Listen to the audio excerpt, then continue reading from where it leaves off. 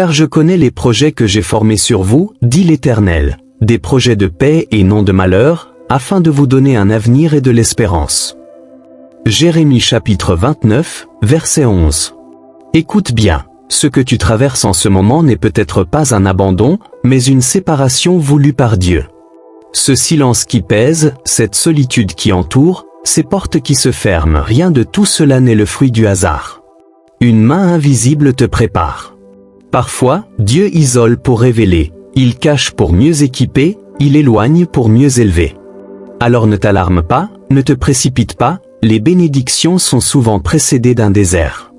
Si tu veux comprendre pourquoi Dieu agit de cette manière, reste jusqu'au bout.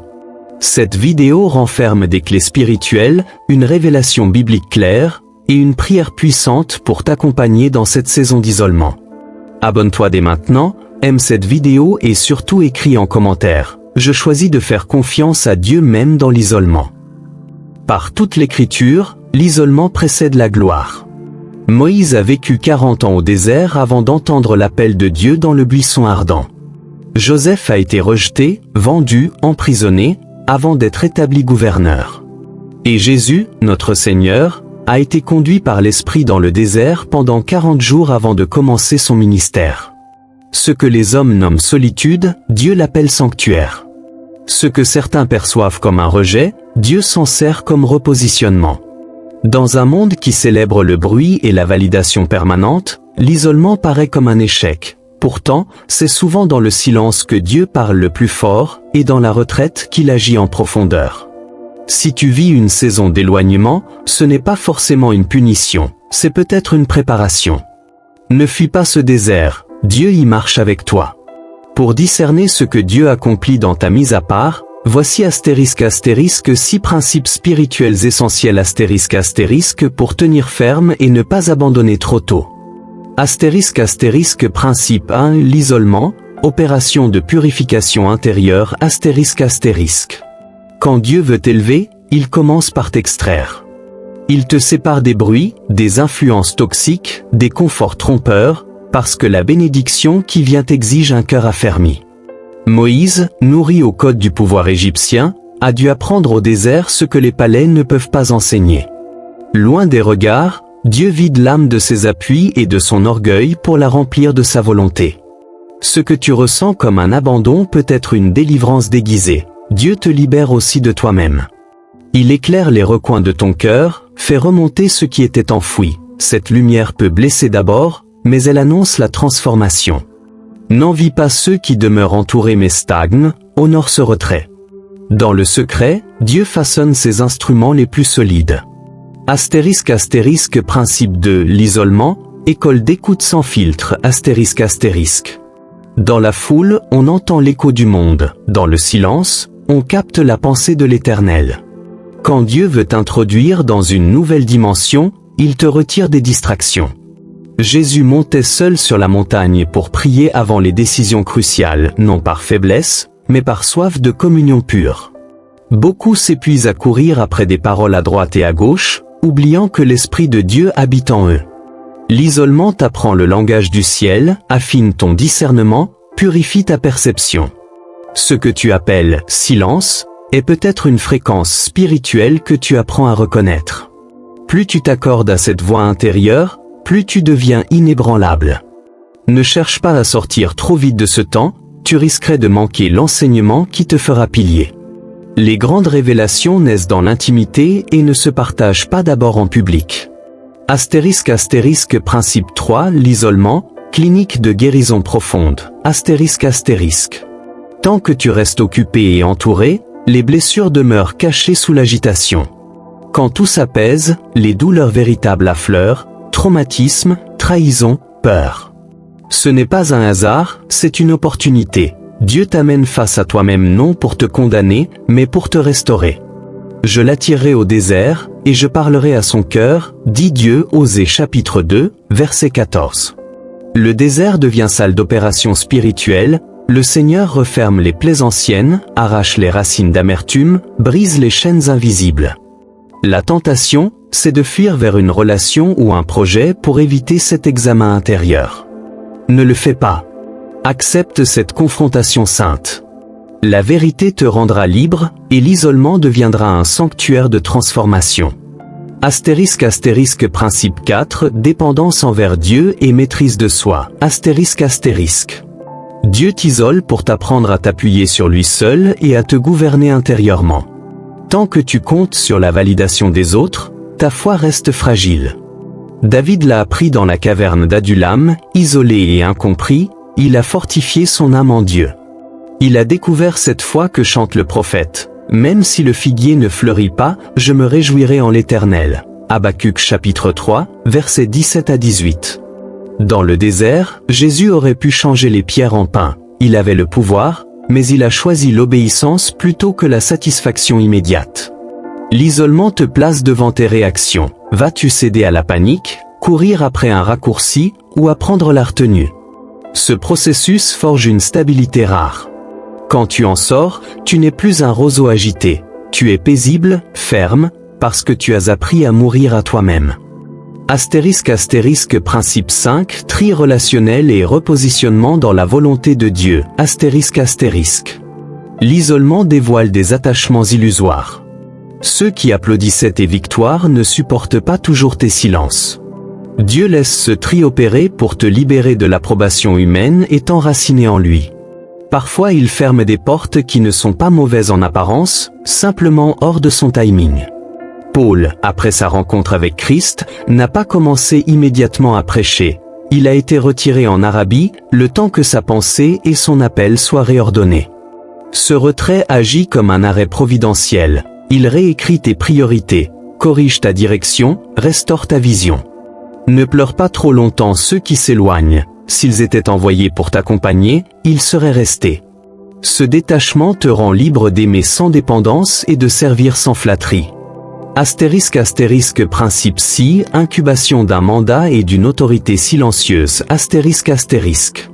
L'isolement n'est pas une mise au placard, c'est une salle d'entraînement. Avant de guérir les malades et d'annoncer le royaume, Jésus a traversé la tentation au désert. Ce que Dieu dépose en toi dans l'ombre deviendra fleuve pour les autres en plein jour. Dans ce temps, il te révèle comment prier avec puissance, discerner au-delà des apparences, intercéder loin des micros. Cette autorité ne fait pas de bruit mais elle ouvre des cieux. Tu n'auras pas à forcer l'influence. Le jour venu, Dieu t'élèvera lui-même. C'est pourquoi ne t'arrête pas au seuil de ta transformation. L'isolement est une mission. Dieu prépare en secret des hommes et des femmes qui porteront sa vie sans vacarme. Si tu sens que Dieu te met à part pour te façonner, écris en commentaire « Je suis en formation divine et je ne fuirai pas ce désert ». Souviens-toi, ta foi n'est pas soutenue par la bénédiction, mais par le donateur. L'isolement te ramène à la source, ton refuge, ton rocher, ta forteresse. Et si Dieu brise certaines béquilles humaines, c'est pour t'asseoir enfin sur la fondation éternelle. Bientôt, ceux qui t'ont oublié verront la gloire qui repose sur toi. Si Dieu t'a caché, c'est qu'il prépare une révélation. Le silence d'aujourd'hui introduit le témoignage de demain. Après avoir posé les 6 principes, allons plus loin. L'isolement n'est pas seulement une étape qui te prépare, c'est un lieu où Dieu confie des secrets à ceux qui restent près de lui. Voici 10 vérités cachées que l'Esprit grave dans les cœurs qui acceptent la mise à part. Première vérité cachée, Dieu te délivre d'une idolâtrie subtile des relations. Tu pensais t'appuyer d'abord sur Dieu, mais tes réflexes te conduisaient vers la parole rassurante d'un proche avant de chercher sa voix. Alors le Seigneur coupe doucement l'excès d'attachement, non pour te punir, mais pour te rendre libre d'aimer sans dépendre. Ce vide apparent est un feu purificateur qui brûle les alliances invisibles et te ramène au premier amour. Deuxième vérité cachée, certaines promesses ne s'activent que dans le secret. Il existe des paroles anciennes qui dorment en toi. Quand le bruit s'éteint, elles reviennent avec une force nouvelle. Comme Élie retiré dans la caverne, tu découvres que Dieu parle souvent par un murmure doux et subtil, non dans le fracas, mais dans le calme. L'isolement devient une salle d'accouchement spirituel. Troisième vérité cachée, l'isolement brise l'illusion du contrôle. Tant que tu gères, tu crois maîtriser. Dieu te place alors dans un espace où tes plans ralentissent, et tu apprends à confier la suite à sa souveraineté. Job, assis sur la cendre, a découvert la grandeur de Dieu d'une manière qu'il n'aurait jamais perçue dans la prospérité. Tu cesses d'exiger des explications et tu choisis la confiance. Quatrième vérité cachée, ta louange est éprouvée et purifiée. Louer dans l'assemblée est facile. Adorer quand le ciel te semble silencieux est une offrande rare. Paul et Silas ont chanté au cœur de la nuit, et les fondations de la prison ont tremblé. Dans ton désert, la louange devient arme, elle ouvre des portes que l'effort seul n'ouvre pas. Cinquième vérité cachée, tu apprends à recevoir par grâce, non par mérite. Dans la logique humaine, on récolte ce qu'on gagne. Dans la logique du royaume, Dieu donne parce que tu es fils, parce que tu es fille. Élie nourri par des corbeaux, Agar trouvant une source au désert. La providence divine s'invite là où plus rien ne justifie, sinon l'amour de Dieu. Sixième vérité cachée, l'isolement te protège des attaques prématurées. Comme Moïse caché 3 mois, tu portes déjà un mandat, mais tu n'es pas encore blindé pour l'exposition. Le retrait est un bouclier. Ce que l'ennemi ne voit pas, il ne peut pas frapper. Derrière chaque porte close, il y a peut-être une embuscade évitée. Septième vérité cachée, Dieu te rend compatissant. En touchant ta propre fragilité, tu n'enseignes plus d'en haut, tu soignes d'accent grave côté. Comme Pierre après ses larmes, tu deviens un berger qui relève sans accuser. Ta parole gagne en douceur, ton regard en profondeur. Huitième vérité cachée, les masques tombent. Loin des regards, tu n'as plus de rôle à jouer. Tu te tiens nu devant Dieu, et c'est là qu'il restaure pour de bon. David, fuyant et brisé, a écrit les psaumes qui respirent la vérité nue. Dieu ne guérit pas les façades, il guérit les âmes honnêtes. Neuvième vérité cachée, Dieu élargit ta capacité intérieure. Tu te croyais plein, tu étais encombré. Le désert creuse la soif que rien de superficiel n'étanche.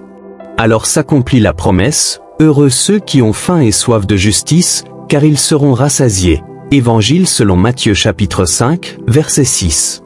La paix qui dépasse l'intelligence vient habiter ce vide offert. Dixième vérité cachée, Dieu grave son alliance en toi. Ce que tu reçois en secret devient une marque indélébile. Je mettrai mes lois dans leur esprit, je les écrirai sur leur cœur. Épître aux Hébreux chapitre 8, verset 10. Tu ne sors pas seulement avec une conviction, mais avec une appartenance qui transparaît dans ta paix et ta sagesse. Ces révélations appellent des choix. Pour que cette saison te transforme réellement, voici cet acte concret à poser dès maintenant. Premier acte, sanctifie chaque jour un rendez-vous volontaire avec Dieu. Ferme tout, ouvre les Écritures, présente ton cœur sans performance. Le désert n'est pas vide, il est habité par la présence. C'est la constance de cette rencontre qui fortifie l'âme.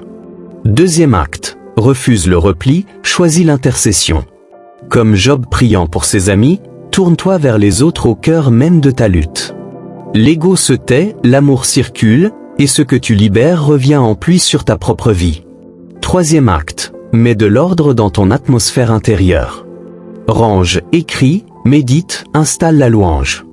Beaucoup ne reçoivent pas faute d'espace. Prépare la pièce, Dieu aime habiter un cœur pacifié. Quatrième acte, réévalue tes dépendances affectives et spirituelles.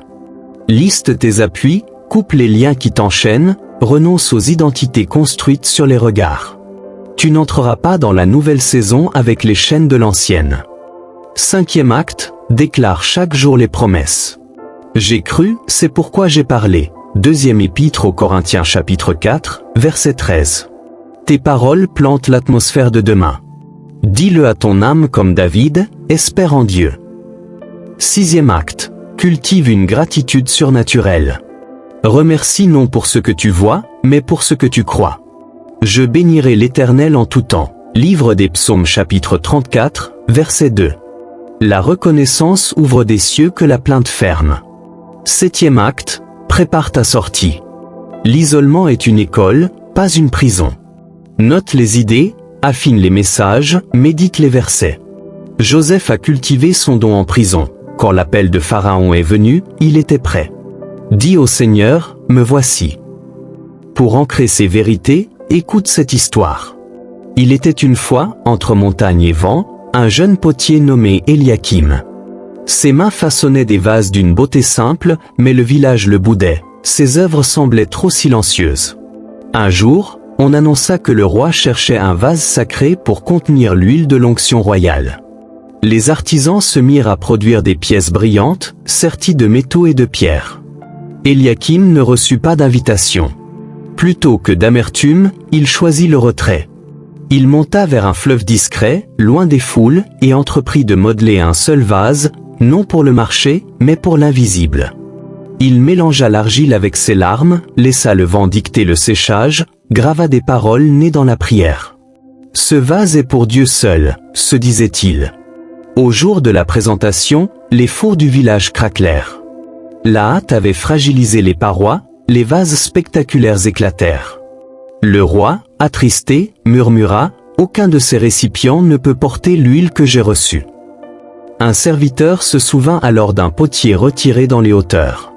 Le roi marcha hors du bruit, suivit le sentier jusqu'à la grotte. Eliakim, surpris, s'agenouilla. Le souverain prit le vase, lut les mots gravés, et dit « Ce récipient ne cherche pas la gloire, il sait contenir la présence. » Là, sous le souffle des collines, le roi versa l'huile dans le vase du potier caché, et le vent chanta l'honneur de ceux qui acceptent d'être formés loin des projecteurs. Il existe des bénédictions que Dieu ne déverse que dans des cœurs silencieux. Maintenant, approche avec ton propre cœur. Laissons cette prière nous conduire jusqu'au Père. Père éternel, toi qui vois dans le secret et entends les soupirs enfouis, me voici. Sans masque, sans rôle, avec mes fatigues et mes questions, je viens.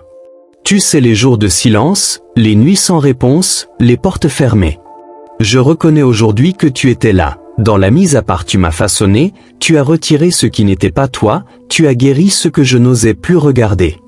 Je t'ouvre les zones que je cache. Viens restaurer les blessures anciennes, briser les attachements qui me ligotent, aligner mes désirs sur ta volonté. Je renonce à l'illusion du contrôle. Je dépose mes plans, mes horaires, mes scénarios, et j'accueille ta souveraineté. Dis seulement une parole, et mon âme vivra. Apprends-moi à t'aimer pour qui tu es davantage que pour ce que tu fais. Je te consacre mes matins et mes soirs. Quand tout se tait, que ta voix parle. Quand je n'ai plus de mots, que ton esprit intercède avec des soupirs inexprimables. Épître aux Romains chapitre 8, verset 26. Je refuse l'accusation et la comparaison. Je suis ton enfant, caché et aimé. Cette saison ne me brisera pas, elle me révélera. Je te rends grâce pour les séparations, les silences, les fermetures, car tout m'a ramené à la source. Transforme mes larmes en semences, ceux qui sèment avec larmes moissonneront avec chant d'allégresse. Livre des Psaumes chapitre 126, verset 5. Sanctifie mon isolement, qu'il devienne une école, un autel, une demeure de ta présence. Donne-moi la patience de l'argile entre les mains du potier. Livre du prophète Jérémie chapitre 18, verset 6. Renouvelle ma force quand je me sens épuisé. Comme Élie sous le genêt, envoie de quoi me relever. Premier livre des Rois chapitre 19, versets 5 à 8. Fortifie tous ceux qui traversent la vallée du silence. Parle-leur, console-les, prépare-les. Et quand le temps sera accompli, fais-nous sortir non avec bruit, mais avec onction, sagesse et humilité, pour servir sans nous mettre en avant. À toi la gloire maintenant et pour toujours. Amen. Si cette parole a touché ton cœur, ne la garde pas pour toi. Quelqu'un a besoin d'entendre ces vérités pour ne pas abandonner dans son désert. Partage cette vidéo à la personne que Dieu met sur ton cœur. Et si tu crois que ce que tu vis aujourd'hui prépare une œuvre plus grande, écris en commentaire « Je sortirai du silence avec l'onction de Dieu sur ma vie ». Si tu veux continuer à grandir dans la foi, abonne-toi à cette chaîne pour recevoir d'autres messages qui fortifient, réveillent et restaurent. Que la paix de Dieu t'accompagne jusqu'au bout.